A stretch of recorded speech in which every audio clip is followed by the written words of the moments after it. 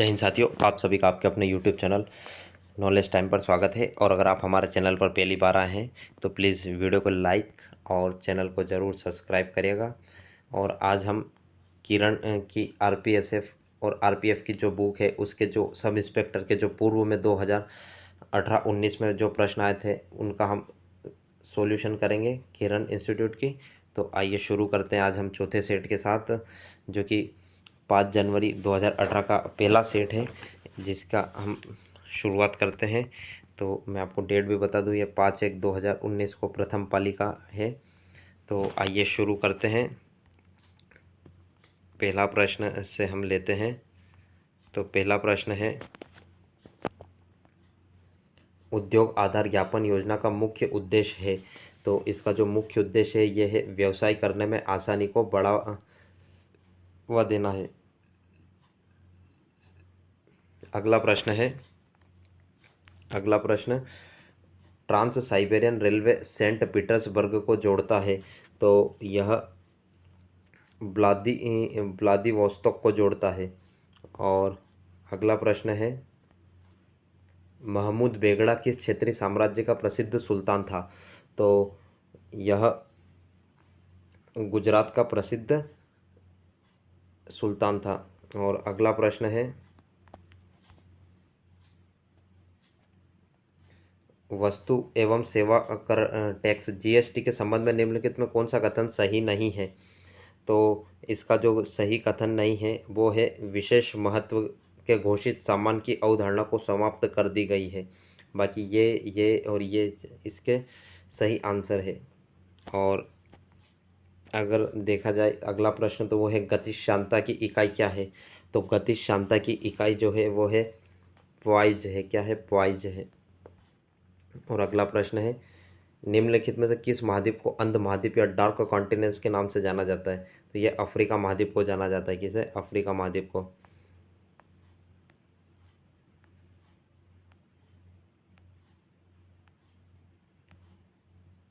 और अगला प्रश्न है,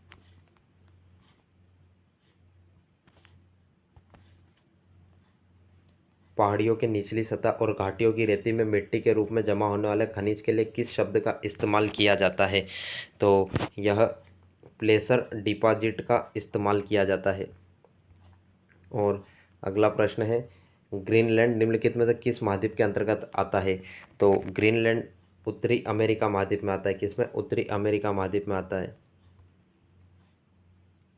अगला प्रश्न है, आधुनिक ओलंपिक खेलों का आयोजन कितने दिनों के लिए किया जाता है।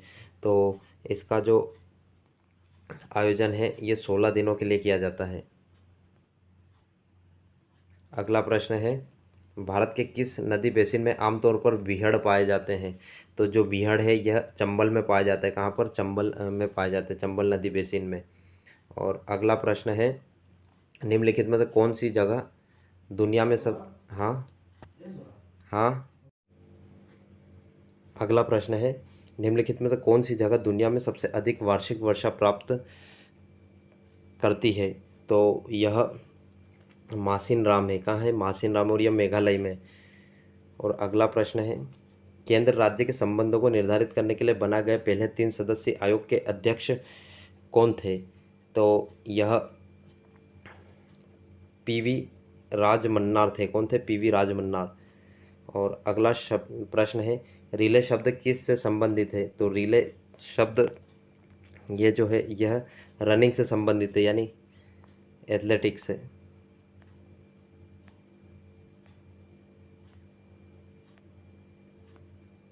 और अगला प्रश्न है, वर्तमान में भारतीय संविधान में कितनी भाषाओं को मान्यता दी गई है। तो वर्तमान में 22 भाषाओं को मान्यता दी गई है, 22। और यह 8वीं अनुसूची में।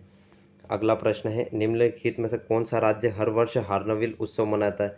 तो नागालैंड मनाया जाता है दिसंबर में 1 से 10 दिसंबर तक। और अगला प्रश्न है, वित्त आयोग की स्थापना किस अनुच्छेद के अर्ध न्यायिक निकाय के रूप में की गई है। तो यह अनुच्छेद 280 के द्वारा की गई है वित्त आयोग की स्थापना। और अगला प्रश्न है, नीति आयोग के अध्यक्ष कौन है। तो नीति आयोग के अध्यक्ष प्रधानमंत्री होते हैं। और अगला प्रश्न है, प्रसिद्ध पुस्तक कामसूत्र के लेखक कौन है? तो कामसूत्र के लेखक वात्स्यायन है। कौन है? वात्स्यायन है। और अगला प्रश्न है, एक्सरे की खोज किसने की? तो एक्सरे की खोज विल्हेम कॉनराड रॉन्टजन ने की थी। और अगला प्रश्न है, एक बड़ी सज़ा को हल्की सज़ा में परिवर्तित करना कहलाता है।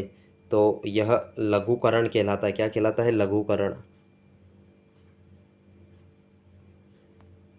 अगला प्रश्न है, कार्बन के द्वारा अन्य कार्बन परमाणु के साथ सहसंयोजक बंध बनाने की विशेषता क्या कहलाती है? तो यह इलेक्ट्रोनेशन कहलाती। क्या कहलाती है? इलेक्ट्रोनेशन।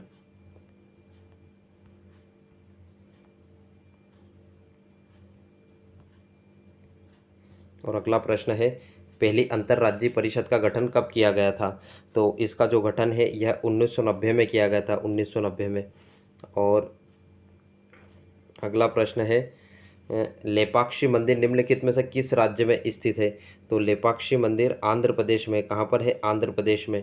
और अगला प्रश्न है, निम्नलिखित में से कौन सा एक व्यक्तिगत खेल नहीं है? तो व्यक्तिगत खेल खो खो नहीं है, क्योंकि इसमें टीम गेम है और इसमें 9 प्लेयर होते हैं पर टीम में। अगला प्रश्न है, जय जवान जय किसान का नारा किसने दिया था? तो ये लाल बहादुर शास्त्री ने दिया था, जय जवान जय किसान का नारा।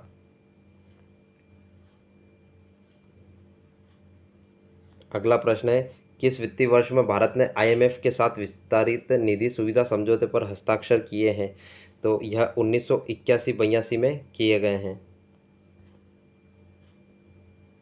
अगला प्रश्न है, वह घटना जिसमें पेरू के तट से गर्म समुद्री लहरें बहती है इसे कहा जाता है? तो इसे अल नीनो कहा जाता है। क्या कहा जाता है? अल नीनो कहा जाता है।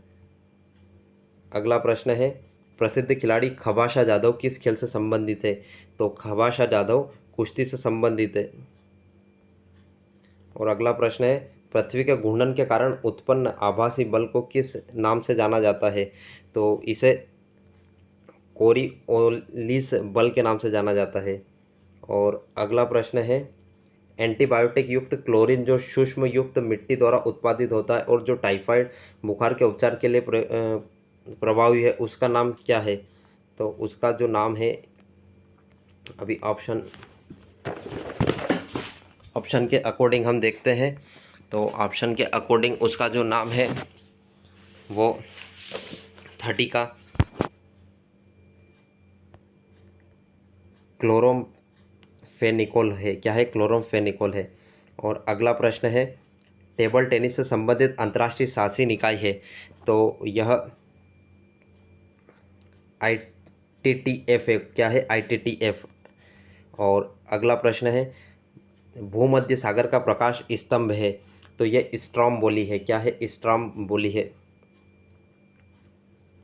और अगला प्रश्न है, निम्नलिखित में से किसके पास नागरिकता के अधिग्रहण और समाप्ति के संबंध में कोई प्रावधान करने की शक्ति है? तो यह संसद के पास है। किसके पास है? संसद के पास है।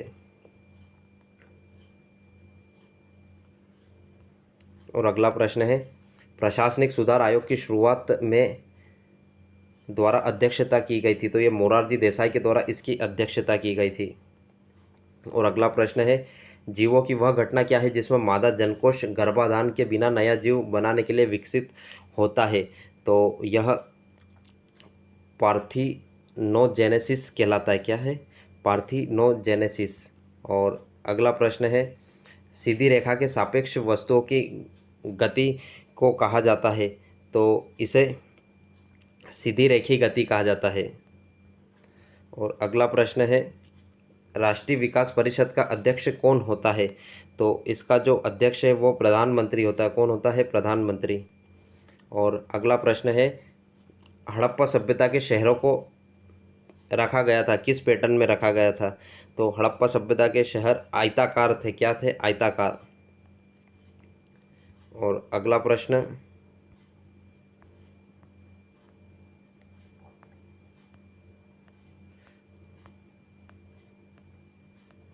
अगला प्रश्न है 39वां, जिसमें प्रश्न है, नीति आयोग के अनुसार भारत सरकार ने कब तक किसानों की आय को दुगनी करने की योजना बनाई है? तो यह किसानों की आय दुगनी करने की बात 2022 तक की कही गई थी। और अगला प्रश्न है, ताप का स्थानांतरण किस उपकरण द्वारा मापा जाता है? तो ताप का स्थानांतरण कैलोरीमीटर द्वारा मापा जाता है, कैलोरीमीटर द्वारा। और अगला प्रश्न है, किस अनुच्छेद के तहत संसद राज्य या केंद्र शासित प्रदेश के भीतर आवास को रोजगार के लिए एक शर्त निर्धारित कर सकती है? तो यह अनुच्छेद 16 के तहत, अनुच्छेद 16 के तहत निर्धारित कर सकती है। और अगला प्रश्न है, अगला प्रश्न है, महायान शब्द किस धर्म से संबंधित है? तो महायान बौद्ध धर्म से संबंधित है। किससे? बौद्ध धर्म से। और अगला प्रश्न है, मधुमक्खी के छत्ते के रख रखाव के लिए क्या शब्द है? तो मधुमक्खी के छत्ते के लिए एपीकल्चर है। क्या है? एपीकल्चर है। और अगला प्रश्न है, लोथल का प्राचीन नाम हड़प्पा शहर किस राज्य में स्थित है? लोथल का प्राचीन हड़प्पा शहर किस राज्य में स्थित है? तो यह गुजरात में स्थित है, हड़प्पा। और अगला प्रश्न है, हिंडोला महल और जहाज महल वास्तुकला की किस क्षेत्रीय शैली से जुड़े हैं? तो यह मांडू शैली से जुड़े हुए हैं।